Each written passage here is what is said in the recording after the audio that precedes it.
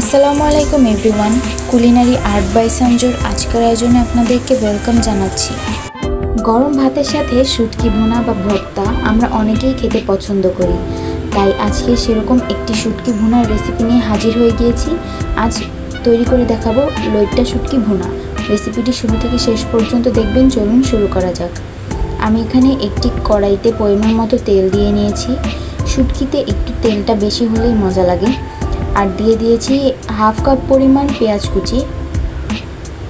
পেঁয়াজটাকে খুব ভালো মতো ভেজে নিব। সাথে দিয়ে দিয়েছি রসুন কুচি। আপনারা চাইলে রসুন থেতলে নিতে পারেন। রসুন থেতো করে নিলে ফ্লেভারটা আরও ভালো ছড়ায় এবং রসুনের কুচি মুখেও পড়ে না। আমি এখানে 7 থেকে 8 কোয়া রসুন থেতো করে নিয়েছি। আপনারা চাইলে আরও বেশি করে দিতে পারেন। যত রসুন দেওয়া হবে তত টেস্টটা ভালো আসবে। এবার পেঁয়াজ আর রসুনটা ভালো মতো ভেজে নিয়েছি। দিয়ে দিচ্ছি হাফ চা চামচ পরিমাণ হলুদ গুঁড়ো এবং হাফ চা চামচ পরিমাণ মরিচ গুঁড়ো। আপনারা ঝাল বেশি খেতে চাইলে মরিচ গুঁড়ো বেশি দিবেন, আর কম খেতে চাইলে কম দিবেন। তবে শুটকির মধ্যে ঝালটা একটু বেশি হলেই খেতে ভালো লাগে। স্বাদ মতো লবণ দিয়ে দিচ্ছি। এবার ভালো মতো নেড়েচেড়ে একটু কষিয়ে নিব। অল্প অল্প পানি দিয়ে কষিয়ে নিতে হবে।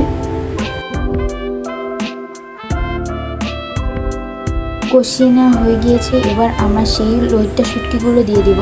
আমি এখানে লম্বা লম্বা বড় সাইজের 4টা শুটকি একটু ছোটো ছোটো করে টুকরো করে কেটে নিয়েছি এবং ভালো মতো ধুয়ে নিয়েছি। এই তো আমাদের শুটকিগুলো তৈরি। খুব ভালো মতো কষিয়ে কষিয়ে শুটকিটা তৈরি করে নিতে হবে। এই হচ্ছে লইট্টা শুটকির ফাইনাল লুক। গরম ভাতের সাথে এই শুটকি ভুনাটা কিন্তু খুব ভালো মানায়। আপনারা চাইলে বাসায় হুবহু তৈরি করে দেখতে পারেন, খারাপ লাগবে না। আজকের রেসিপিটি কেমন লেগেছে অবশ্যই কমেন্ট করে জানাবেন। লাইক, শেয়ার অ্যান্ড সাবস্ক্রাইব করে দিবেন। এতক্ষণ আমার সাথে থাকার জন্য অসংখ্য ধন্যবাদ। আল্লাহ হাফেজ।